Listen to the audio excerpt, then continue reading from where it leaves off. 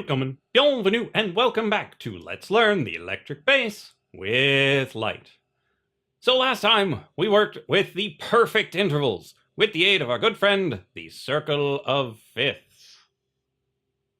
So did you work on memorizing these at all? Did you have any particular way that you went about it? Did you think about, oh, am I a visual learner, an auditory learner, a kinesthetic learner? Well, if you went through those three things, please stop now. Please. There's been enough literature debunking that for the past 40 years to not keep spouting it anymore. I know. You feel about yourself that you are one of those three. It really speaks to you. You feel great when learning that way. And that's true. You do feel better about your learning if you match your preferred style with the mode of instruction. That much is true. But you don't actually learn better the way you feel the best about learning.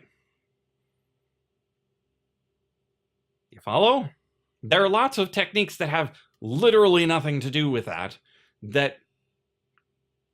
quantifiably make your learning better, that can be demonstrated scientifically through studies, mostly on college students because that's what we can afford, but still studies.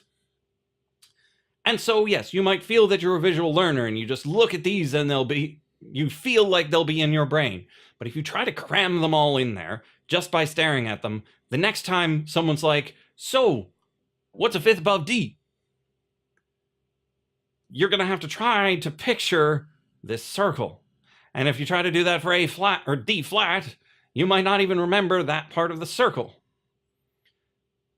So just looking at it, just hearing it is almost never the answer. Which is why I have it here for you to see, and I say it, and we play it on the instrument. Encoding variability is something that I'll talk about quite a bit during this series, and it has everything to do with things sticking better in your brain the more ways you learn them. Yes, you might be a visual learner, but you should also learn it through sound. You should learn it through any kinesthetic means you have. You should learn it through some hybrid. As many ways as you can to learn it will help it stick better, because you make associations in multiple places in your brain that will then become associated across those different parts, which can lead to a lot of really powerful sorts of things. So, quick review. What's a fifth above D? All you do is you take your circle and you go over. Now, what's a fifth below D? Well, then you just go in the opposite direction. So a fifth below D is G. And remember, E, A, D, G is the order of the strings, which are in fourths, which goes around that circle. So a fourth up is, in this direction, or this direction. But so is a fifth down, because they are complementary intervals. If you take a perfect fifth plus a perfect fourth, you end up with an octave. So if you go from G down a perfect fourth, and then down a perfect fifth, where's the perfect fifth?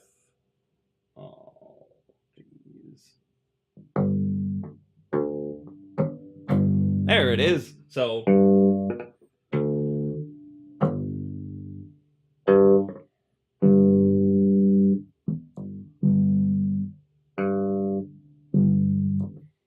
they're complementary. Fifth plus fourth is an octave. It's just the definition of what it means to be complementary. Every interval has a complement. So a unison's complement is the octave. The perfect fourth is the perfect fifth. The first imperfect, it's hard to say if it's really an imperfect interval. It doesn't really follow the same rules as all the others, but an alteration to one of our perfect intervals is our good friend 1, 2, 3, 4, 5, 6.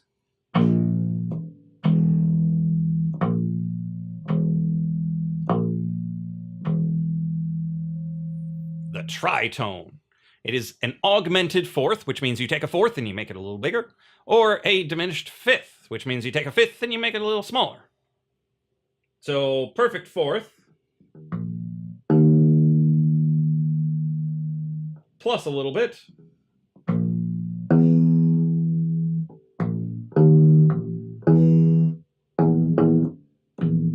and I know you're like, that sounds bad. Like, well, it is often called the interval of the devil.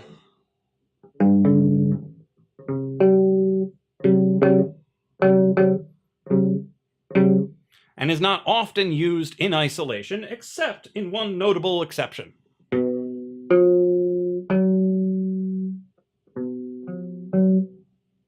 Yeah, I was out of position to do the rest of Maria, but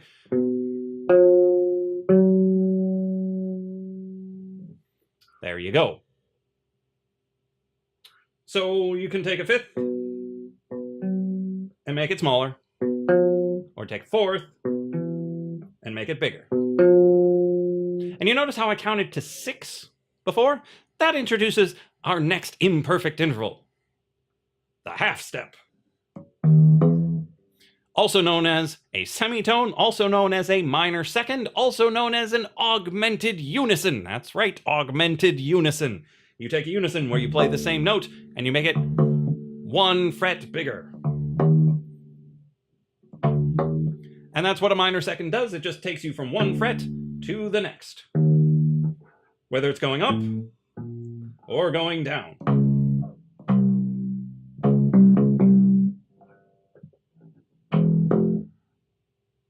Jaws. Now, you can count any interval in semitones, which makes you wonder, Lyte, why? Why didn't you just teach us that one first? Because as a bass player, you need to memorize your fifths. They are hugely important for all of the harmonic stuff you're ever going to do. So memorize these. F to C, A flat to E flat, G flat to D flat, E to B. All of them. You need to have them in your brain. Maybe not today, maybe not tomorrow, but certainly for the rest of your life. Semitones are just good for getting to a particular interval that you know is a certain width. Say you're like, I want a perfect fourth above E. Well, perfect fourths are 5 semitones. 5. So a 1, 2, 3, 4, 5. 1, 2. So we start here. 1, 2, 3, 4, 5.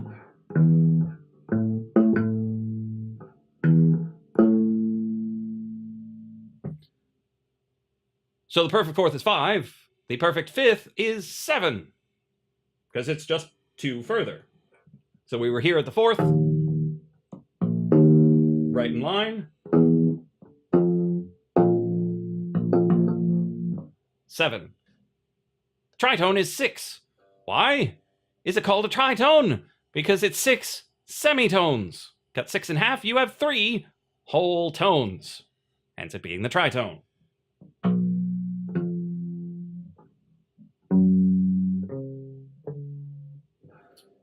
So semitones are really quite useful.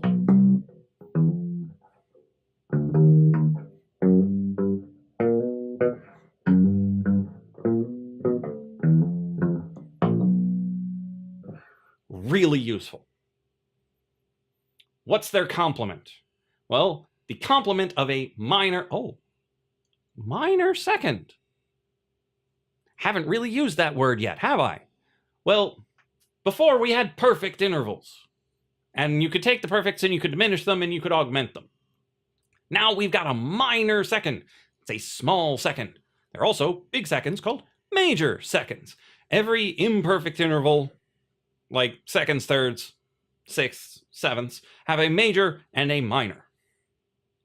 So our minor second, its complement would add up to an octave. So we need a very wide interval that is almost an octave. So here's our octave.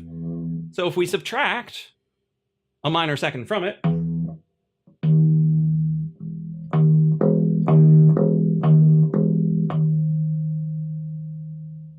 we have a major seventh. So whenever we say second, third, fourth, we're talking about the letters in order. So if you start at A second is a B. A minor second is a B flat, right here. Because the flat lowers the B and makes it a little closer to the A. B natural, which is not flat and not sharp, is a whole step away. It's slightly more. It's a major second. And then if you go A, B, C, D, E, F, G, that's a seventh. But A to G isn't quite big enough. It's A to G sharp that is a major seventh.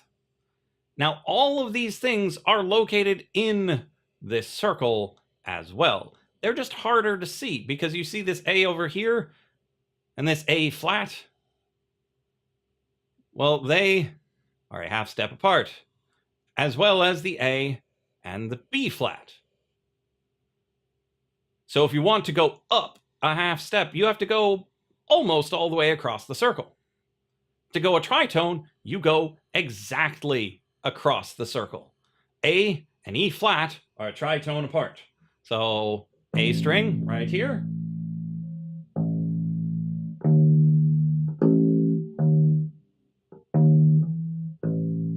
So this right here is an E flat. D, E, E flat. Tritone. So minor second is 1 fret. It's a tiny little bit. Major seventh is just shy of an octave.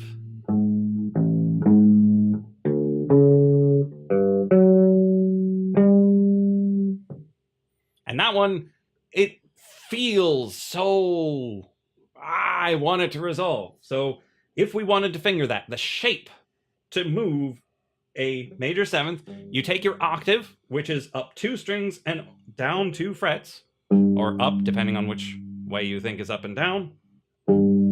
That's your octave. So you just move it down by 1.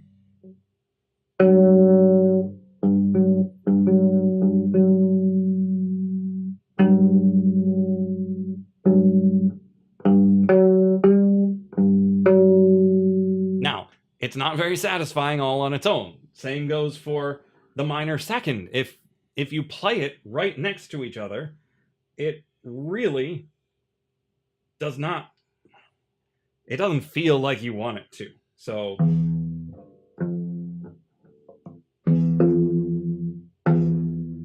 because they're really close together and it almost feels like they're just out of tune.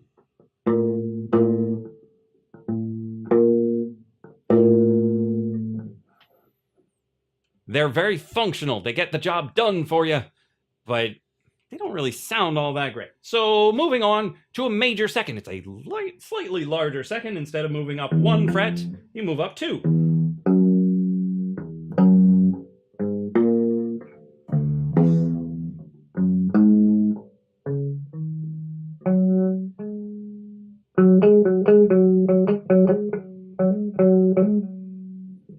So for that, you're going from like G to A, or A to B, or B, not really to D flat so much as to C sharp. So D, slightly lowered, is C, slightly raised.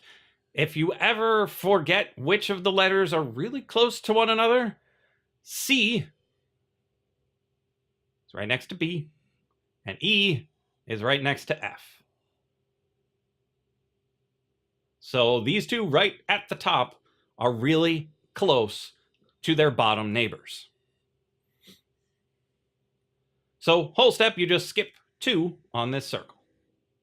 And if you want to go down, you just go the other way. So a whole step below C is B flat. Major second, its complement is a minor seventh. Whenever you have a major of 1, the complement is the opposite. So major goes to minor, minor goes to major. So instead of you kick it up the octave,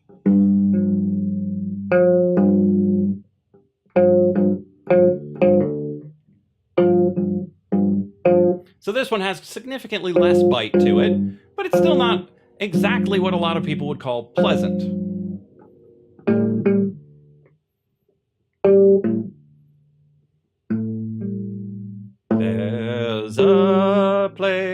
us. There's a lot of West Side Story in these for memorizing it. But so that's up 2 strings on the same fret. Next up are the pretty ones. The ones you've been waiting for. These are the gorgeous ones. And I save them for last because I don't have to get you to learn these. You're gonna love these. The thirds and the sixths, you're gonna love them. But you need the fifths. You need the seconds. But I know you're gonna love the thirds. Because the thirds are just gorgeous.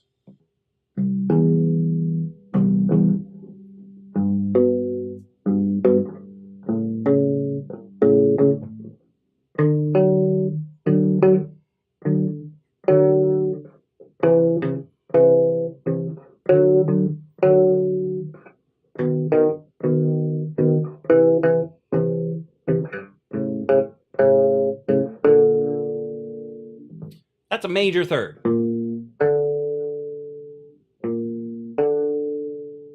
And very often you're going to want to hear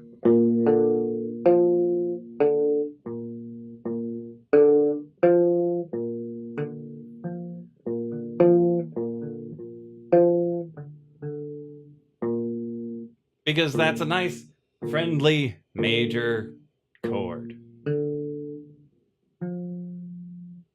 So that's your major third. If you want a minor third, you lower the top note and you make yourself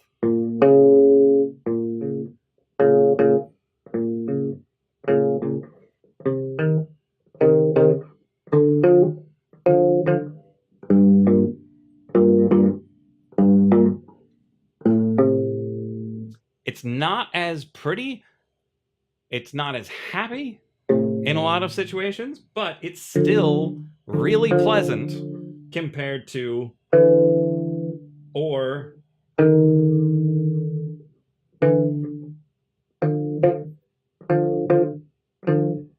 see?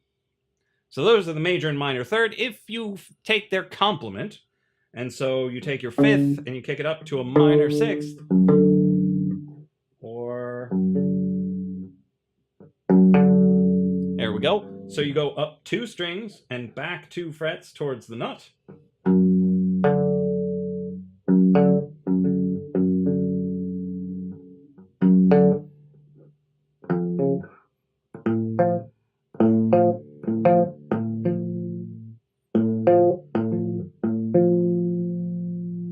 So there's your minor sixth. It's smaller than your major sixth, which is up 2 strings and just back 1 fret.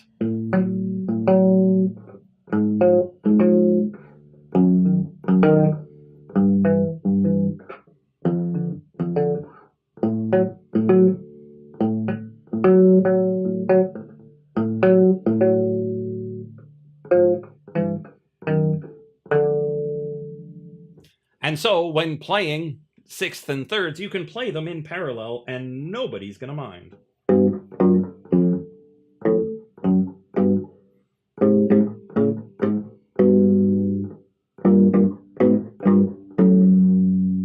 Whereas if you try to do that with fifths, there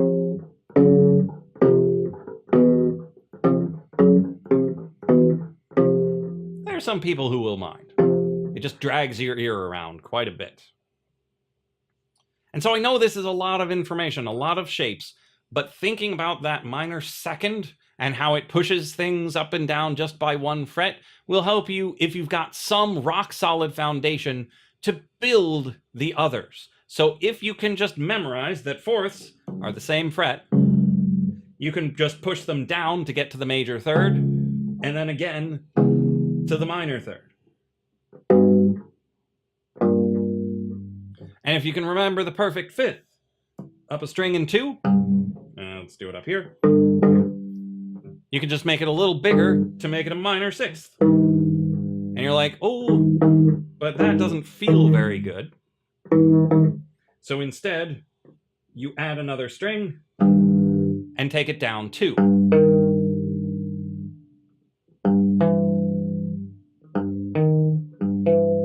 And then the sevenths are actually going to be more useful than you expect, particularly if you're planning on playing any jazz. But you do need to learn all of these. I don't care how many times you need to watch this episode, how many times you need to play it in your head. Intervals are super important. And being able to have the nomenclature to say, I need a major third, is also going to be very important. When we get actual music in front of us that we need to realize into music, bass doesn't always get the notes written out for them. They might be given a series of chords and they have to make something from it, and you can't be sitting around trying to figure out what's a fifth above B flat. You just like, oh, fifth above B flat, that's an F. So you got your B flat and you got your F. It's just A, up a half step, up a fifth. There's our B flat and our F. So I know it's a lot. I've got lots of history behind me with intervals. All of my instruments, all of my theoretical training has grilled all of this into me very, very hard. But all it takes is practice and a reference to make sure that you're right. And one of the beautiful things about the bass and every instrument and every sport is that anything that requires accuracy, like what it feels like to play a fifth, what it feels like to play a major third, what it feels like to play a minor third, playing a minor third up here. Anything that requires accuracy over strength, you gain just as much from practicing in your mind as you do playing it on the instrument. If you can imagine your instrument being there and you doing these things on it,